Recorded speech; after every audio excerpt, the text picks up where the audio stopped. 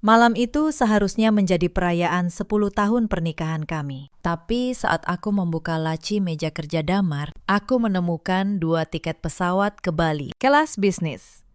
Untuk 2 orang. 1 tiket atas namanya. 1 lagi atas nama perempuan yang tidak pernah kukenal. Suamiku berencana membawa perempuan itu berbulan madu di hari ulang tahun pernikahan kami sendiri. Dengan uang. Dengan dusta, dengan keyakinan bahwa aku terlalu sibuk untuk curiga. Dia keliru besar. Karena ketika mereka berdua sudah duduk di ruang tunggu bandara, koper siap, paspor di tangan, aku sudah menyiapkan sesuatu yang akan mereka ingat seumur hidup. Halo semuanya.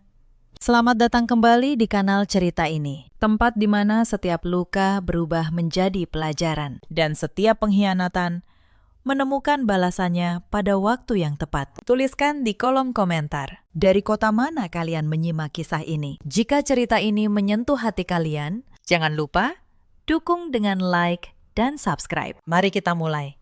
Namaku Renata Kusuma, 34 tahun, pemilik sekaligus direktur sebuah rumah produksi busana muslim yang kubangun dari nol di kawasan Bintaro, Jakarta Selatan. 10 tahun lalu, aku memulai semuanya dari 1 mesin jahit bekas dan modal 15 juta hasil tabunganku sendiri. Hari ini, ada lebih dari 80 karyawan yang menggantungkan hidup pada perusahaan itu. Omset kami menembus miliaran setiap bulan. Orang melihatku sebagai perempuan yang punya segalanya. Rumah 2 lantai di Bintaro, mobil, bisnis yang dikagumi banyak orang, dan suami yang di mata tetangga tampak begitu setia. Suamiku, Damar Prakoso, 37 tahun. Kami menikah 10 tahun lalu, saat bisnisku baru mulai tumbuh. Damar dulu bekerja sebagai staf pemasaran di sebuah perusahaan menengah. Gajinya cukup, tapi tidak istimewa. Ketika bisnisku membesar, aku menariknya masuk. Kuberi dia jabatan manajer operasional di perusahaanku. Kuberi dia mobil. Kuberi dia gaji yang jauh lebih besar daripada yang pernah ia dapat sebelumnya. Aku melakukan itu semua karena cinta. Karena aku percaya suami istri harus tumbuh bersama. Aku tidak pernah menyangka kepercayaan itulah yang kelak menjadi pisau yang menusukku dari belakang. Tahun-tahun pertama pernikahan kami terasa hangat. Damar pria yang penuh perhatian. Ia selalu menyempatkan pulang untuk makan malam. Ia ingat tanggal-tanggal penting. Ia memujiku di depan teman-temannya. Kami belum dikaruniai anak. Dokter bilang, tidak ada yang salah pada kami berdua. Hanya saja, belum waktunya. Aku menerima itu dengan lapang. Aku punya pekerjaan yang kucintai dan suami yang kupikir mencintaiku. Tapi belakangan ada yang berubah. Sekitar 6 bulan terakhir, Damar mulai sering pulang larut. Alasannya selalu sama, lembur, rapat dengan klien, mengantar barang keluar kota. Awalnya aku percaya, sebagai sesama orang bisnis, aku paham betul rasanya dikejar tenggat. Tapi perlahan, aku mulai mencium hal-hal kecil yang ganjil. Aroma parfum perempuan dikerah ke mejanya. Wangi bunga yang manis, yang tidak pernah kupakai. Ponselnya yang kini selalu ia balik di atas meja. Layar menghadap ke bawah. Tawanya yang berbeda saat mengetik pesan tengah malam di sudut ruangan. Membelakangiku. Aku diam. Aku memilih mengamati. Karena seorang perempuan yang membangun bisnis dari nol, tahu betul, menuduh tanpa bukti hanya akan membuatmu terlihat lemah. Maka aku menunggu. Hari itu datang lebih cepat dari dugaanku. Sore itu, hujan gerimis turun di kawasan Bintaro. Aku pulang lebih awal dari kantor karena migrain. Rumah kosong. Damar masih di luar. Katanya ada rapat. Aku masuk ke ruang kerjanya untuk mencari kotak obat yang biasa ia simpan di laci. Tanganku tak sengaja menyentuh sesuatu yang terselip di balik tumpukan map. Sebuah amplop putih, tebal, masih baru. Aku mengeluarkannya, membukanya. Dan dalam sekejap, duniaku terbalik. 2 tiket pesawat ke Bali, kelas bisnis. Tanggal keberangkatan 3 hari lagi, tepat di hari ulang tahun pernikahan kami yang ke-10. 1 tiket atas nama Damar Prakoso, 1 lagi atas nama Fania Aprilia. Aku tidak mengenal nama itu. Di bawah tiket, ada voucher hotel, sebuah resort mewah di Ubud. 1 kamar, 7 malam. Paket honeymoon dengan harga 38 juta rupiah. Tanganku gemetar. Tapi anehnya, aku tidak menangis. Aku duduk di kursi kerjanya. Aku membaca setiap detail dokumen itu. Sekali, 2 kali, 3 kali. Seolah dengan membaca berulang. Makna pahitnya akan berubah. Tidak berubah. Lalu aku teringat percakapan kami seminggu lalu saat makan malam. Damar bilang ia harus ke Surabaya selama sepekan. Proyek besar, katanya. Klien penting. Aku sempat menawarkan diri ikut, sekedar menemani. Tapi ia menolak halus. Jadwalku padat, katanya. Kamu istirahat saja di rumah. Sayang, kata itu kini terasa seperti racun. Aku mengambil ponselku. Kubuka kalender. Tanggal keberangkatan tiket itu sama persis dengan tanggal perjalanan dinas ke Surabaya. Semuanya bohong. Aku bangkit. Aku memeriksa sisa isi amplop. Ada jadwal lengkap perjalanan 7 hari. Reservasi makan malam romantis di tepi pantai. Bahkan sebuah catatan kecil bertuliskan tangan Damar. Untuk Vania, hadiah ulang tahun yang tak akan kau lupakan. Ulang tahun. Vania, ulang tahunnya. Bukan ulang tahun pernikahan kami. Dadaku terasa diremas. Tapi aku menahan diri. Sebagai pemilik bisnis yang sudah 10 tahun bertahan di tengah persaingan, aku tahu satu hal. Emosi yang meledak hanya akan menghancurkan dirimu sendiri. Yang menghancurkan lawan adalah ketenangan yang diperhitungkan. Aku mengambil laptopku. Sebagai pemilik tunggal perusahaan, aku punya akses ke semua hal. Rekening operasional, rekening pribadi, dan rekening bersama yang kubuka bersama Damar bertahun lalu. Untuk kebutuhan rumah tangga kami, aku menelusuri setiap transaksi 3 bulan terakhir. Lalu, aku menemukannya. Transfer sebesar 38 juta rupiah ke sebuah agen perjalanan 10 hari yang lalu. Persis dengan harga paket honeymoon di Ubud itu. Transfer 15 juta ke sebuah butik perhiasan. 12 juta ke sebuah toko tas bermerek. Semua dari rekening bersama. Rekening yang kuisi dari hasil keringatku sendiri. Aku menutup laptop perlahan. Di dalam dadaku ada badai. Marah. Terhina.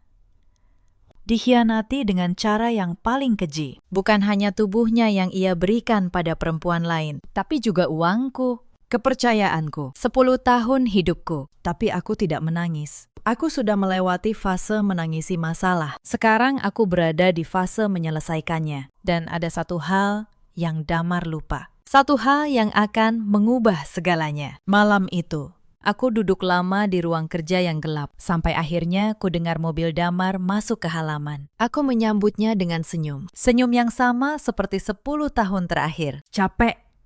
Ya. Tanyaku sambil mengambil tasnya. Damar tersenyum lelah. Lumayan. Rapatnya alot. Aku mengangguk.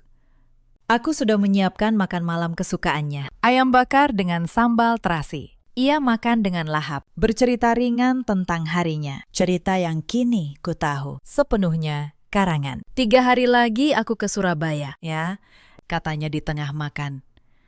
Proyeknya seminggu. Aku berangkat subuh.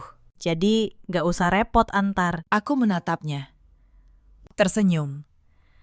Iya, hati-hati di sana. Di dalam hati, aku menghitung 3 hari. 3 hari untuk menyusun rencana yang sempurna. Aku tidak akan berteriak, tidak akan membanting pintu, tidak akan menampar atau mencaci. Aku akan membiarkan Damar dan perempuan itu merasakan puncak kebahagiaan mereka. Membiarkan mereka sampai ke ambang impian, lalu menjatuhkan mereka dari ketinggian itu. Tepat saat mereka merasa paling aman. Malam itu, setelah Damar tertidur pulas di sampingku, aku mengambil ponselku diam-diam. Kukirim pesan ke satu orang yang paling kupercaya. Pak Bram, pengacara perusahaanku. Sekaligus sahabat lama yang menemani sejak bisnis ini masih seukuran kios kecil. Pak Bram, saya butuh konsultasi mendesak. Besok bisa ketemu jam 10 di kantor Bapak. Balasannya, masuk cepat. Bisa.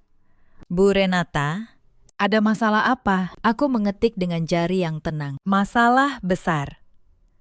Saya akan cerita besok. Tolong siapkan semua dokumen tentang perjanjian pisah harta yang dulu kita buat. Dan status kepemilikan perusahaan. Siap, Bu. Sampai besok. Aku meletakkan ponsel, menatap langit-langit kamar. Damar mendengkur halus di sebelahku, tidur tanpa beban, tanpa tahu bahwa istrinya sedang menyusun setiap langkah dengan ketelitian seorang akuntan. Keesokan paginya, aku berangkat seperti biasa. Damar bahkan mencium keningku sebelum aku pergi. Aku membalasnya dengan senyum yang sempurna. Pukul 10, aku tiba di kantor Pak Bram di kawasan Kuningan. Pak Bram, pria parubaya, berkacamata, menyambutku dengan map tebal, sudah tersusun di meja. Ini semua dokumen yang ibu minta, katanya. Tapi sebelum itu, boleh saya tahu sebenarnya ada apa? Aku menarik napas. Lalu kuletakkan amplop putih itu di meja. Tiket, voucher, catatan tangan Damar. Pak Bram membacanya perlahan, wajahnya mengeras. Astagfirullah, Bu Renata. Ini.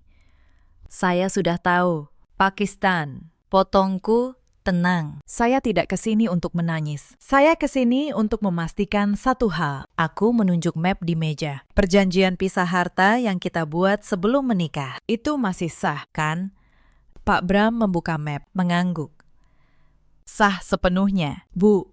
Ditandatangani di hadapan notaris 10 tahun lalu.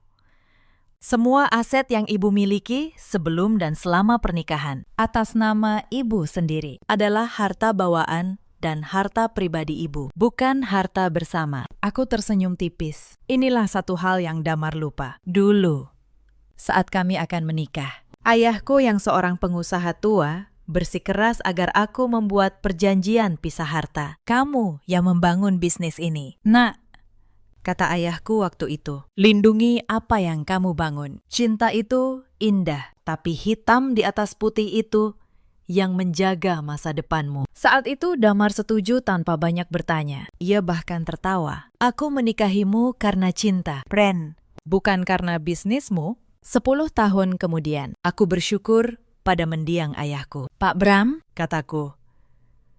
Perusahaan, rumah, Bintaro, 2 mobil. Semua deposito, semuanya atas nama saya, kan? Betul.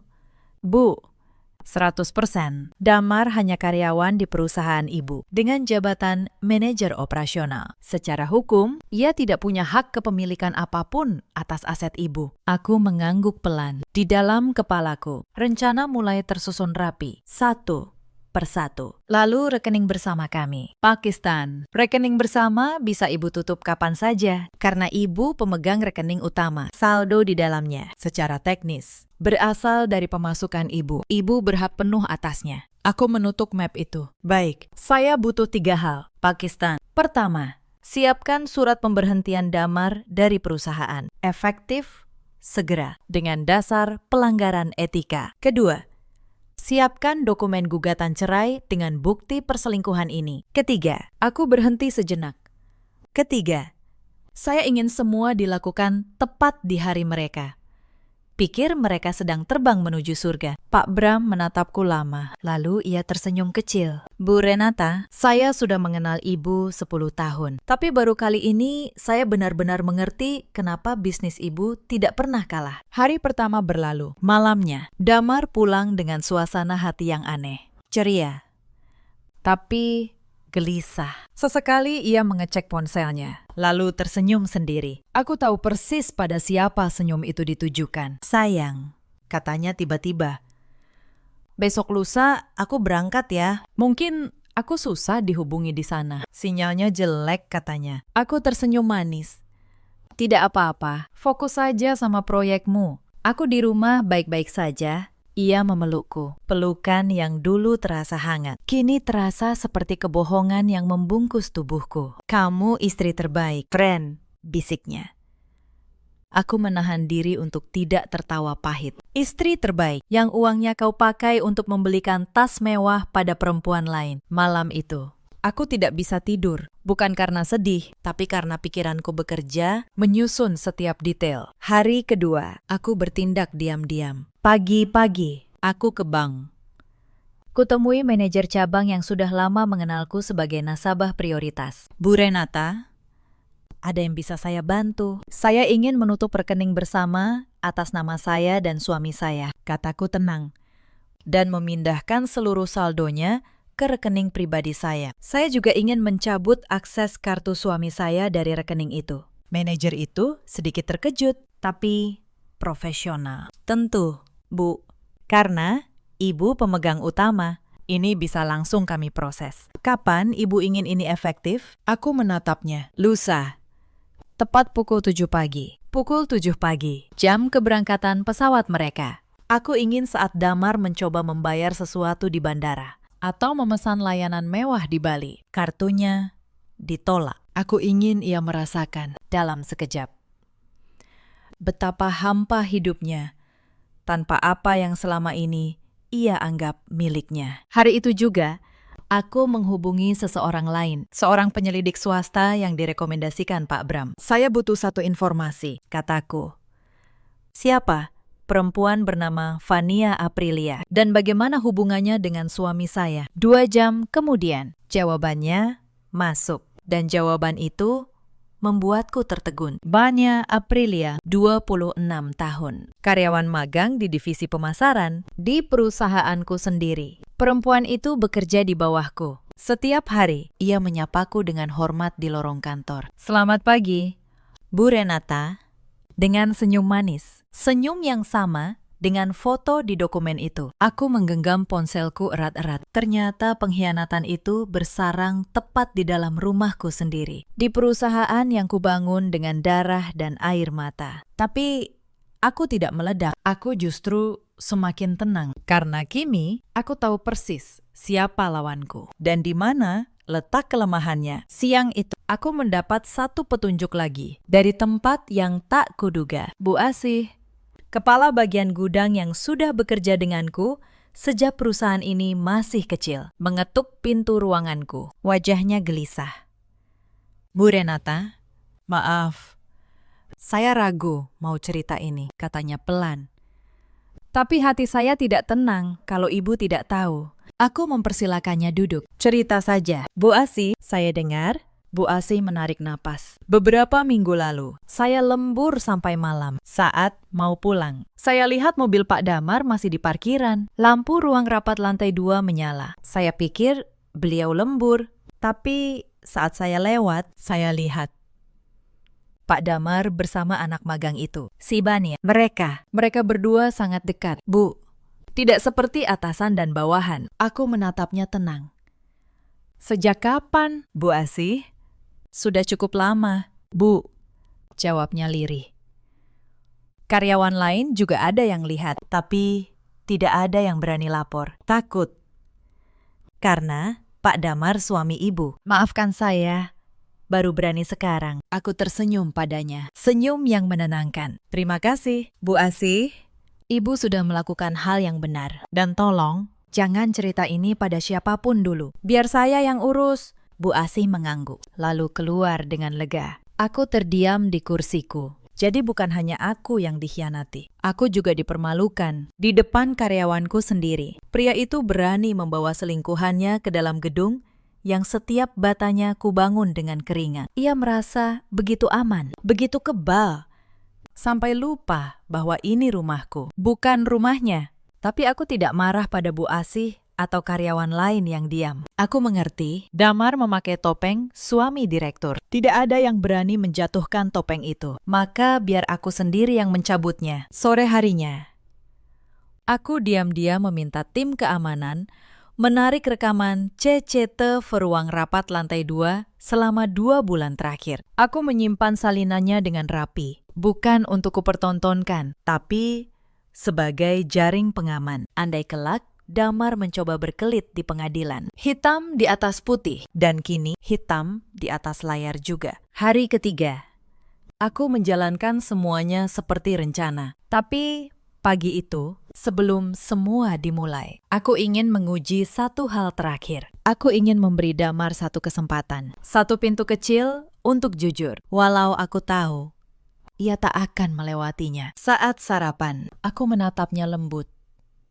Damar, aku kepikiran sesuatu. Lusa kan anniversary kita yang ke-10. Gimana kalau kita pergi berdua? Aku bisa atur ulang jadwal. Kita ke Bali aja.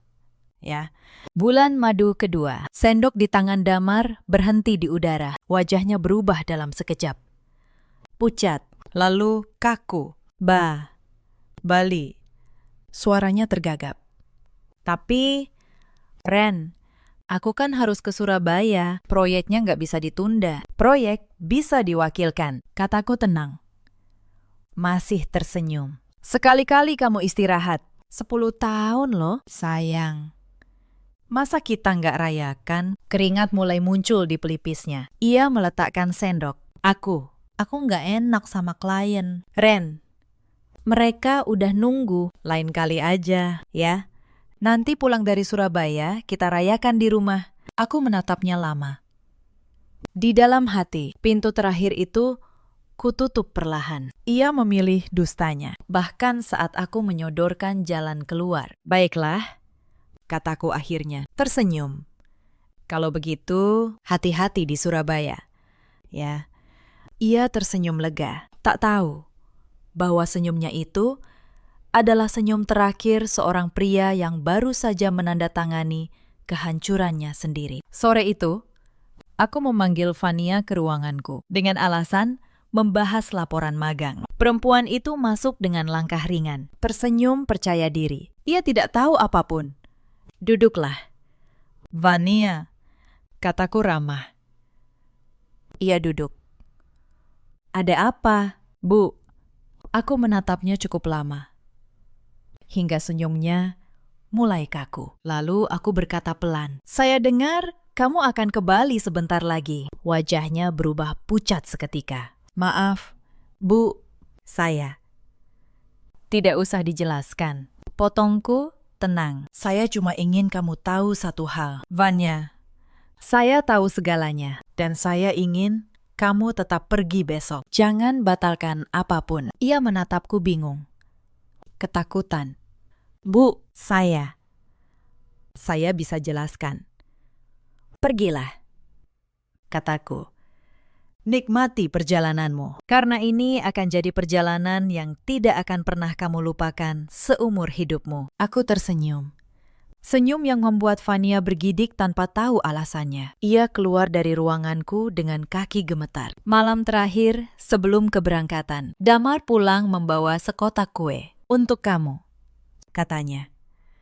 Maaf ya, besok aku pergi pas mau anniversary kita. Nanti pulang dari Surabaya, kita rayakan. Ya, anniversary, hari yang ia rencanakan untuk berbulan madu dengan perempuan lain. Aku menerima kue itu, tersenyum. Tentu, sayang. Aku tunggu kamu pulang. Pulang. Ya, Damar, kau akan pulang. Tapi ke kehidupan yang sudah sangat berbeda. Malam itu kami tidur berdampingan untuk terakhir kalinya sebagai suami istri. Damar tertidur cepat. Bahkan tersenyum dalam tidurnya. Aku terjaga sampai dini hari. Bukan karena gelisah, tapi karena aku ingin mengingat wajah ini. Wajah pria yang dulu kucintai dengan seluruh hidupku. Wajah yang besok tak akan lagi punya tempat di rumah ini. Pukul 4 pagi. Alarm Damar berbunyi. Ia bangun. Mandi. Berpakaian rapi. Aku pura-pura masih tidur, mengintip dari balik selimut. Sebelum pergi, ia mencium keningku. Aku berangkat ya, Ren. Jaga diri. Hati-hati, gumamku. Pintu tertutup. Mobil meninggalkan halaman. Aku membuka mata. Aku bangkit. Aku tidak akan tidur lagi. Karena hari ini semuanya akan berakhir. Dan semuanya akan dimulai. Pukul 4:30 pagi. Aku sudah duduk di ruang kerja. Laptop menyala. Ponsel di tangan. Pak Bram online di seberang sana. Siap dengan semua dokumen. Aku tahu jadwal mereka. Penerbangan pukul 7 pagi. Mereka pasti sudah janjian bertemu di bandara. Dan benar saja. Pukul 5 lewat. Penyelidik yang kusewa mengirim pesan. Bu, target sudah tiba di terminal keberangkatan. Perempuan itu sudah bersamanya. Aku menutup mata sejenak. Lalu kubuka kembali. Tenang. Mulai, kataku pada diriku sendiri. Langkah pertama. Aku menghubungi pihak bank. Tepat pukul 7. Seluruh saldo rekening bersama akan berpindah ke rekeningku. Dan kartu Damar dinonaktifkan. Semua sudah diproses sejak kemarin, tinggal menunggu jam efektifnya. Langkah kedua, aku menghubungi bagian HR di perusahaanku. Surat pemberhentian Damar dengan dasar pelanggaran etika berat akan dikirim ke emailnya pagi ini. Akses kartunya ke kantor dicabut. Mobil operasional yang ia pakai, yang merupakan aset perusahaan, harus dikembalikan dalam waktu 2 kali 24 jam. Langkah ketiga, Pak Bram akan mengirimkan surat gugatan cerai resmi ke alamat email Damar, lengkap dengan lampiran bukti perselingkuhan. Aku ingin semua kabar itu sampai padanya sekaligus. Di satu pagi yang sama, saat ia berpikir hidupnya sedang berada di puncak, pukul 7 kurang 10 menit. Penyelidik mengirim pesan lagi. Mereka sudah masuk ruang tunggu. Boarding sebentar lagi. Aku menarik napas panjang. Lalu ku ketik pesan ke Damar. Hanya satu kalimat. Selamat menikmati bulan madumu. Damar, aku tahu segalanya. Lalu aku kirim. Bersamaan dengan itu, ku kabari Pak Bram dan HRD. Jalankan semuanya. Sekarang, pukul 7 tepat. Aku membayangkan apa yang terjadi di sana. Damar membuka ponselnya, membaca pesanku. Wajahnya memucat. Lalu, masuk email pemberhentian dari kantor. Lalu, surat gugatan cerai dari Pak Bram. Lalu, notifikasi bank bahwa kartunya tidak lagi aktif. 3 menit kemudian, ponselku berdering. Damar.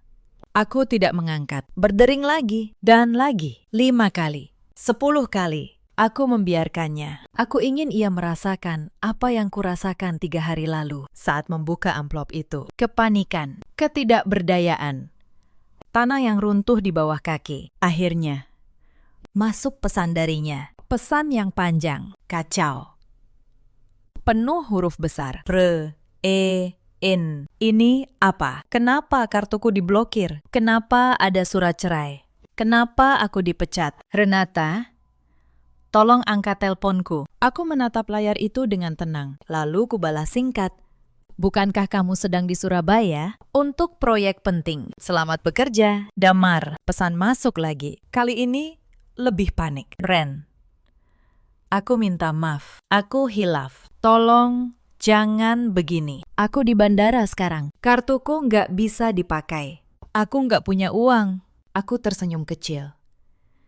Tidak punya uang, tentu saja, karena uang yang selama ini ia anggap miliknya, tidak pernah benar-benar miliknya. Aku tidak membalas lagi. Tak lama, penyelidik mengirim laporan terakhir. Bu, terjadi keributan kecil di ruang tunggu. Target panik.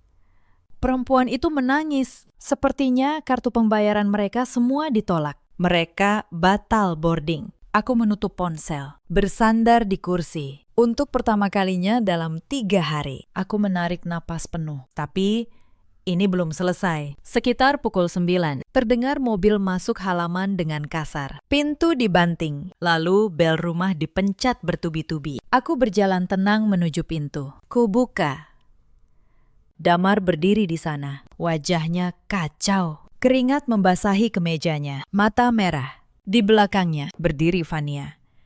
Dengan koper yang masih utuh, maskara luntur di pipinya. Renata, suara Damar bergetar. Kita harus bicara. Aku menatap mereka berdua. Tenang, masuk. Mereka masuk. Aku mempersilakan duduk di ruang tamu. Seolah ini pertemuan bisnis biasa. Ren, Damar mulai. Suaranya memohon. Aku tahu aku salah. Tapi tolong, jangan pecat aku. Jangan blokir semuanya. Aku nggak punya apa-apa sekarang. Aku duduk di hadapannya. Aku melipat tangan di atas meja. Kamu benar, Damar. Kataku tenang. Kamu memang tidak punya apa-apa. Tapi itu bukan karena aku. Itu karena kamu memang tidak pernah punya apa-apa. Wajahnya bingung. Apa maksudmu? Aku mengeluarkan map dari laci meja. Kuletakkan di depannya. Perjanjian pisah harta. Kamu menandatanganinya 10 tahun lalu. Ingat, Damar membuka map itu dengan tangan gemetar. Membaca, wajahnya semakin pucat. Perusahaan, rumah ini. Mobil. Semua deposito. Semuanya atas namaku. Harta pribadiku. Kamu hanya karyawan di perusahaanku. Damar, Karyawan yang baru saja kupecat karena selingkuh dengan karyawan magang lain. Di perusahaan yang sama, aku menoleh ke arah Vania. Perempuan itu menunduk, tubuhnya gemetar. Dan kamu, Vania, kataku pelan. Magangmu di perusahaanku berakhir hari ini juga. Surat pemberhentianmu sudah dikirim. Selamat. Kamu berhasil merebut seorang pria yang ternyata tidak punya apa-apa selain utang gengsi. Vania mulai terisak. Bu, saya tidak tahu kalau... Tidak tahu apa? Potongku. Tidak tahu bahwa pria yang memberimu tas mewah itu membelinya dengan uang istrinya. Tidak tahu bahwa tiket bulan madumu dibayar dari rekening yang kuisi setiap bulan. Vania terdiam. Air matanya jatuh deras. Damar menjatuhkan diri ke lantai. Ren, tolong. Aku mohon, kita sudah 10 tahun. Jangan buang aku begini. Aku menatapnya, dan untuk pertama kalinya pagi itu, sesuatu dalam dadaku terasa pedih. Bukan karena iba, tapi karena mengenang betapa banyak cinta yang dulu kuberikan pada pria yang kini berlutut di lantaiku. 10 tahun. Damar, kataku lirih. Aku memberimu pekerjaan. Aku memberimu mobil. Aku memberimu kehidupan yang tidak pernah bisa kamu capai sendiri. Dan kamu membalasnya dengan membawa perempuan lain berbulan madu. Di hari ulang tahun pernikahan kita. Pakai uangku. Aku berdiri. Kamu bilang aku jangan membuangmu. Tapi Damar, kamu yang membuang kita. Aku hanya berhenti memungut sampah yang kamu tinggalkan. Damar masih berlutut. Vania masih terisak di sudut sofa. Tapi aku tahu, ini belum benar-benar usai. Sekarang, kataku. Kembali duduk dengan tenang. Kita bicara soal apa yang akan terjadi selanjutnya. Damar mengangkat wajahnya. Apa maksudmu? Gugatan cerai sudah masuk pengadilan agama, kataku. Pak Bram yang mengurus semuanya. Buktinya lengkap. Tiket, voucher. Catatan tanganmu sendiri. Mutasi rekening. Hasil penyelidikan. Kamu tidak punya celah untuk membantah. Aku membuka map kedua. Karena ada perjanjian pisah harta. Kamu tidak berhak atas 1 rupiah pun dari asetku. Tidak rumah, tidak perusahaan, tidak mobil. Mobil yang kamu pakai selama ini milik perusahaan. Harus dikembalikan. Damar menelan ludah. Lalu, aku tinggal di mana? Itu bukan urusanku lagi, kataku datar. Tapi karena aku bukan orang kejam, aku akan memberimu waktu 1 minggu untuk mengemasi barang pribadimu dari rumah ini. Setelah itu, kamu tidak boleh lagi menginjakkan kaki ke sini. Vania tiba-tiba berdiri. Bu Renata, tolong. Ini semua salah saya. Jangan hancurkan hidup Damar. Dia mencintai saya. Aku menatap perempuan muda itu. Dalam tatapannya, ada ketakutan. Tapi juga keberanian bodoh yang hanya dimiliki orang yang belum pernah benar-benar kehilangan. Vania, kataku pelan. Kamu masih muda. Kamu pintar. Sayang sekali kamu memilih jalan ini. Tapi izinkan aku bertanya satu hal. Apakah Damar pernah memberitahumu bahwa semua yang ia tunjukkan padamu, kemewahan itu, tas itu, tiket itu, semuanya bukan miliknya? Vania menoleh ke Damar. Apa benar itu, Mas? Damar tidak menjawab. Ia hanya menunduk. Dia menipumu juga, Vania, kataku. Dia membuatmu percaya ia pria kaya yang mapan. Padahal ia hanya seorang manajer di perusahaan istrinya. Tanpa aku, ia bukan siapa-siapa. Dan sekarang, ia memang bukan siapa-siapa. Vania menatap Damar dengan mata yang perlahan berubah. Dari cinta menjadi kekecewaan. Dari kekecewaan menjadi kemarahan. Kamu bohong padaku. Suaranya bergetar. Kamu bilang rumah Bintaro itu rumahmu. Mobil itu mobilmu. Bisnis itu bisnismu. Kamu bilang istrimu cuma numpang nama. Damar mengangkat tangan. Vania, dengar dulu. Tidak, potong Vania. Air matanya kini bercampur amarah. Aku meninggalkan keluargaku untukmu. Aku rela jadi perempuan kedua karena kupikir kamu akan memberiku kehidupan yang layak. Ternyata kamu cuma pembohong yang hidup dari uang istrinya. Vania menyambar kopernya. Aku pergi. Jangan pernah hubungi aku lagi. Ia berlari keluar dari rumahku, meninggalkan Damar yang masih terduduk di lantai. Aku menyaksikan semua itu dalam diam. Tidak ada kepuasan. Hanya rasa lelah yang dalam. Setelah pintu tertutup, Damar menatapku dengan mata kosong. Kamu sengaja, kan? Kamu sengaja membuat dia pergi. Tidak. Damar, kataku tenang.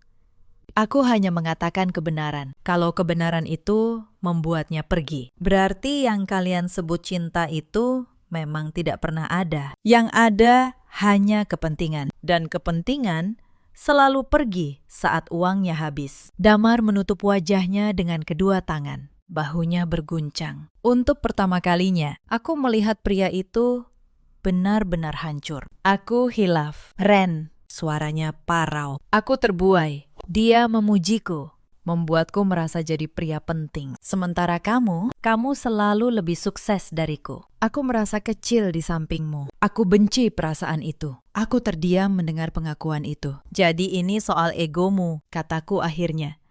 Bukan soal cinta. Bukan soal aku kurang perhatian, tapi soal kamu yang tidak sanggup melihat istrimu lebih hebat darimu. Damar tidak menjawab. Tapi diamnya adalah jawaban. Lalu aku teringat sesuatu. Aku mengambil ponselku, membuka satu folder, dan memutar sebuah rekaman pendek. Rekaman CCT, V ruang rapat lantai 2, Damar dan Vania, dalam kedekatan yang tak mungkin disangka. Aku tidak memutarnya untuk mempermalukannya lebih jauh. Aku memutarnya supaya ia tahu, tidak ada lagi yang bisa ia bantah. Karyawanku melihat semuanya. Damar, kataku pelan, menutup ponsel. Kamu membawa perempuan itu ke gedung yang kubangun. Kamu mempermalukanku di depan orang-orang yang menggantungkan hidupnya padaku. Kamu pikir tidak ada yang berani bicara, tapi kebenaran selalu menemukan jalannya. Damar terkulai. Maafkan aku, Ren. Aku mohon. Aku berdiri, berjalan ke jendela. Di luar, hujan gerimis, turun lagi, seperti sore 3 hari lalu. Damar, kataku tanpa menoleh. Selama 10 tahun, aku tidak pernah sekalipun membuatmu merasa kecil. Aku selalu membagi panggung. Aku menyebut bisnis ini bisnis kita. Aku menyebut rumah ini rumah kita. Padahal secara hukum, semuanya milikku. Aku melakukan itu supaya kamu tidak pernah merasa rendah. Aku menoleh padanya. Tapi rupanya, sebesar apapun panggung yang kuberikan, kamu tetap merasa kerdil. Itu bukan masalahku, Damar. Itu masalahmu. Dan kamu memilih menyelesaikannya dengan cara yang paling memalukan. Damar menangis dalam diam. Aku tidak akan menghancurkanmu lebih dari ini. Lanjutku. Aku bisa saja menuntutmu secara pidana atas uang yang kamu ambil diam-diam. Aku bisa saja menyebarkan rekaman ini. Tapi aku tidak akan melakukannya. Bukan karena aku masih sayang, tapi karena aku tidak mau menghabiskan 1 hari pun lagi dalam hidupku untuk membenci seseorang yang sudah tidak berarti. Aku berjalan ke pintu, membukanya lebar-lebar. Pergilah, Damar. Kemasi barangmu minggu depan. Setelah itu, jalani hidupmu sendiri. Aku harap kali ini kamu belajar membangun sesuatu dengan tanganmu sendiri. Damar bangkit perlahan. Ia menatapku untuk terakhir kali, dengan mata yang penuh penyesalan. Lalu, ia melangkah keluar, ke dalam hujan. Menjadi bayangan dari pria yang dulu pernah kucintai. Aku menutup pintu, dan untuk pertama kalinya dalam 3 hari, air mataku jatuh. Bukan air mata kehancuran, tapi air mata pelepasan. Seminggu kemudian, ia mengemasi barang-barangnya. Aku tidak ada di rumah saat itu. Sengaja. Aku tidak ingin melihat momen itu. Pak Bram yang mengawasi, memastikan semua berjalan sesuai hukum. Proses perceraian berjalan cepat. Bukti yang terlalu kuat membuat Damar tidak punya pilihan selain menerima. 2 bulan kemudian, status kami resmi berakhir. Damar pindah ke sebuah kontrakan kecil di pinggiran kota. Ia mencoba melamar kerja di berbagai perusahaan. Tapi kabar tentang skandalnya sudah menyebar di kalangan industri. Tidak ada yang mau menerima manajer yang dipecat karena selingkuh dengan bawahan. Apalagi di perusahaan istrinya sendiri. Vania, kudengar. Kembali ke kampung halamannya. Magangnya berakhir tanpa surat rekomendasi. Mimpinya tentang kehidupan mewah pupus dalam satu pagi di bandara. Dan aku melanjutkan hidup. Tapi sebelum aku menceritakan bagaimana hidupku berlanjut, ada satu hal yang ingin kalian ketahui. Sesuatu yang baru kutemukan setelah perceraian itu. Saat Pak Bram membantuku merapikan seluruh dokumen keuangan perusahaan, kami menemukan sesuatu yang membuatku bergidik. Ternyata, perselingkuhan Damar bukan baru terjadi 6 bulan lalu. Itu hanya saat aku mulai menyadarinya. Dari catatan rekening bersama, Pak Bram menemukan pola transaksi mencurigakan yang sudah berlangsung hampir setahun. Setiap bulan, ada penarikan tunai dalam jumlah kecil. 2 juta, 3 juta, kadang 5 juta. Tersebar supaya tidak mencolok total semuanya dalam setahun. Hampir 40 juta rupiah, uang yang ia ambil diam-diam untuk membiayai hubungan gelapnya. Makan malam mahal, hotel, hadiah-hadiah kecil yang membuat perempuan muda itu terpikat. Aku menatap angka-angka itu dengan perasaan yang sulit dijelaskan. Selama ini, aku bekerja keras membangun perusahaan, melembur sampai larut, memikirkan nasib puluhan karyawan. Sementara di rumah, suamiku diam-diam menguras tabungan kami untuk perempuan lain. Ibu mau menuntut pidana penggelapan, tanya Pak Bram. Secara hukum, ada dasarnya. Uang itu ia ambil dari rekening yang sumbernya pemasukan ibu. Aku diam sejenak, lalu menggeleng. Tidak. Pakistan. Aku sudah mengambil yang seharusnya. Aku sudah memutus semua yang menghubungkanku dengannya. Aku tidak ingin menghabiskan 1 menit pun lagi di ruang sidang. Menatap wajahnya. Biarkan karma yang menyelesaikan sisanya. Pak Bram mengangguk. Ibu perempuan yang bijak. Bukan bijak, Pakistan, kataku pelan.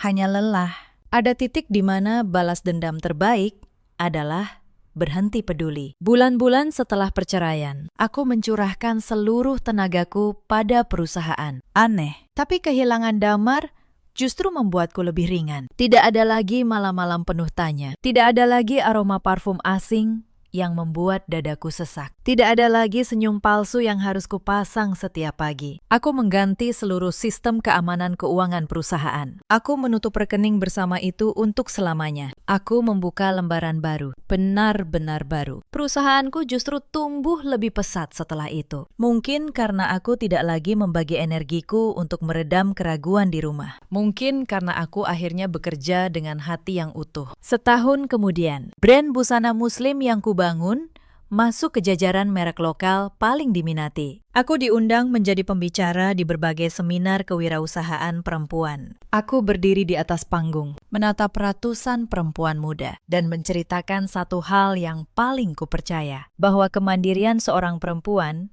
bukan soal melawan laki-laki, tapi soal memastikan bahwa apapun yang terjadi dalam hidupmu, kamu tidak akan pernah runtuh hanya karena satu orang memilih mengkhianatimu. Aku tidak pernah lagi mendengar kabar Fania. Tapi sekitar 6 bulan setelah perceraian, aku menerima sebuah pesan dari Damar.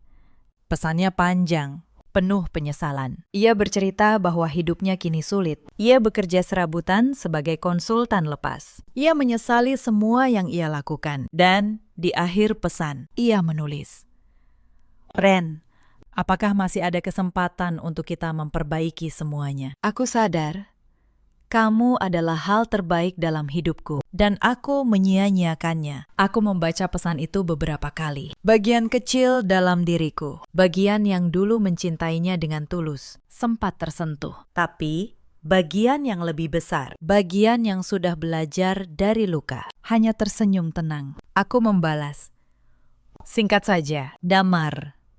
Terima kasih sudah meminta maaf. Aku sudah memaafkanmu. Bukan untukmu, tapi untuk ketenangan hatiku sendiri. Tapi memaafkan tidak berarti membuka kembali pintu yang sudah kututup. Kepercayaan yang sudah hancur tidak bisa dibangun ulang menjadi utuh. Aku doakan kamu menemukan jalan yang lebih baik. Belajarlah dari kesalahan ini. Dan jangan pernah ulangi pada perempuan manapun setelah aku." Aku mengirimnya. Lalu, ku hapus nomor Damar dari ponselku. Bukan karena benci, tapi karena aku tahu ada bab dalam hidup yang harus benar-benar ditutup, agar bab berikutnya bisa terbuka dengan tenang. Aku tidak menikah lagi sampai hari ini, bukan karena trauma, tapi karena aku akhirnya menemukan kedamaian dalam diriku sendiri. Aku belajar bahwa kebahagiaan tidak harus datang dari seseorang di sampingmu. Kadang, ia datang dari rasa cukup atas siapa dirimu. Aku mendirikan sebuah yayasan kecil. Yayasan yang membantu perempuan-perempuan korban perselingkuhan dan kekerasan rumah tangga untuk bangkit secara finansial. Aku mengajari mereka berbisnis. Aku memberi mereka modal kecil untuk memulai. Aku ingin mereka tahu bahwa kehilangan seorang pasangan yang berkhianat bukanlah akhir. Itu justru awal dari kebebasan. Setiap kali aku melihat seorang perempuan yang dulu datang dengan mata sembab dan bahu runtuh, lalu setahun kemudian berdiri tegak dengan usahanya sendiri, aku merasa luka lamaku punya makna. Ada satu malam yang tidak akan pernah kulupakan. Beberapa bulan setelah yayasan itu berjalan, seorang perempuan datang ke kantorku. Usianya mungkin awal 30-an. Matanya bengkak, tangannya gemetar. Ia bercerita bahwa suaminya menguras seluruh tabungan keluarga untuk perempuan lain, lalu meninggalkannya dengan 2 anak dan setumpuk utang. Aku mendengarkan ceritanya sampai selesai, lalu aku menggenggam tangannya. Aku pernah ada di posisimu, kataku. Memang sakit, tapi percayalah, hari ini yang terasa seperti akhir dunia. Suatu saat akan kamu kenang sebagai hari kamu mulai menemukan dirimu sendiri. Perempuan itu menangis di pelukanku, dan dalam pelukan itu aku merasa semua yang kulewati dulu tidak sia-sia. Aku jadi teringat pada diriku 3 hari sebelum kejatuhan Damar. Perempuan yang duduk sendirian di ruang kerja gelap, memegang amplop putih yang menghancurkan dunianya. Perempuan yang memilih untuk tidak menangis, tapi untuk bangkit. Andai aku bisa kembali ke malam itu, aku ingin memeluk diriku sendiri dan berkata, kamu akan baik-baik saja. Bahkan lebih dari baik-baik saja. Suatu sore, aku mendapat kabar tentang Damar dari seorang kenalan lama. Katanya, Damar kini hidup sederhana di sebuah kota kecil. Ia bekerja sebagai tenaga pemasaran lepas, kembali ke titik di mana ia memulai dulu, sebelum menikah denganku. Ia belum menikah lagi, kata orang. Ia berubah jadi pendiam. Aku mendengar kabar itu tanpa rasa benci, juga tanpa rasa senang. Hanya sebuah ketenangan. Seperti membaca akhir dari sebuah cerita yang dulu pernah kuhidupi. Tapi kini bukan lagi milikku. Karma tidak selalu datang dalam bentuk petir yang menyambar. Kadang, ia datang pelan-pelan.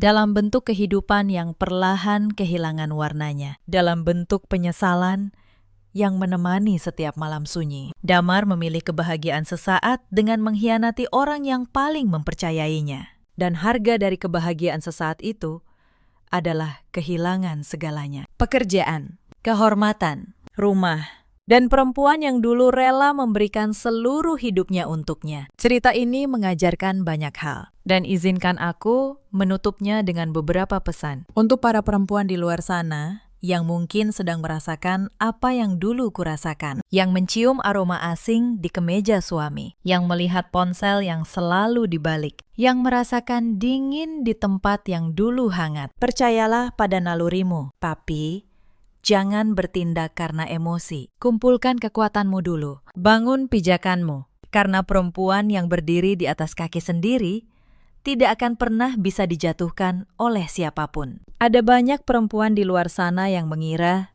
hidupnya berakhir saat ditinggalkan. Padahal seringkali itu justru awal dari kehidupan yang sesungguhnya. Kemandirian finansial bukan sekedar soal uang. Ia adalah soal kebebasan. Kebebasan untuk memilih jalan hidupmu sendiri, tanpa harus bergantung pada belas kasihan siapapun. Ada juga banyak laki-laki seperti Damar di luar sana. Laki-laki yang merasa kecil saat pasangannya bersinar. Yang menyelesaikan rasa rendah dirinya bukan dengan tumbuh, tapi dengan menghancurkan. Untuk mereka, ingatlah, mengkhianati orang yang mempercayaimu bukan tanda kekuatan. Itu tanda kelemahan yang paling memalukan. Dan ada pula perempuan-perempuan muda seperti Vania, yang tergoda oleh kemewahan yang ditawarkan pria beristri, yang berpikir cinta bisa dibangun di atas reruntuhan rumah tangga orang lain. Untuk mereka, ketahuilah, apa yang kalian rebut dengan cara yang salah tidak akan pernah benar-benar menjadi milik kalian. Pria yang berani berkhianat untukmu akan berani berkhianat darimu juga. Untuk Damar, dimanapun ia sekarang, aku tidak menyimpan dendam. Aku hanya berharap